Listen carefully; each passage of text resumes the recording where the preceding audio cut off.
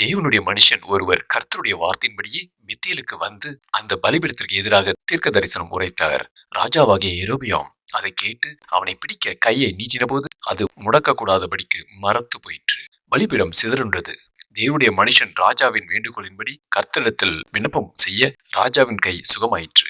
பெத்தேலில் அப்பம் புசியாமலும் தண்ணீர் குடியாமலும் வீடு திரும்ப கர்த்தர் தம்முடைய மனுஷனுக்கு கட்டளையிட்டிருந்தார். இந்த நிகழ்வுகளை கேள்விப்பட்ட ஒரு வயதான தீர்க்கதரிசி தேவனுடைய மனுஷனை சந்தித்து, நானும் தீர்க்கதரிசிதான், அவன் அப்பம் புசித்து தண்ணீர் குடிக்க நீ அவனை திருப்பி உன் வீட்டுக்கு அழைத்து கொண்டு வா என்று ஒரு தூதன் சொன்னதாக அவரிடத்தில் பொய் சொன்னார். அந்த பொய்யை நம்பி அவரது வீட்டில் சாப்பிட்ட பின்பு தன் வீட்டிற்கு திரும்பும் வழியில் அந்த தேவ மனிதன் ஒரு சிங்கத்தால் கொல்லப்பட்டார்.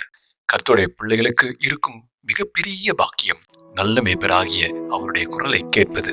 கர்த்தர் தான் சொன்ன செய்தியை மற்ற தேவ பிள்ளைகள் மூலமாக உறுதிப்படுத்துவார்.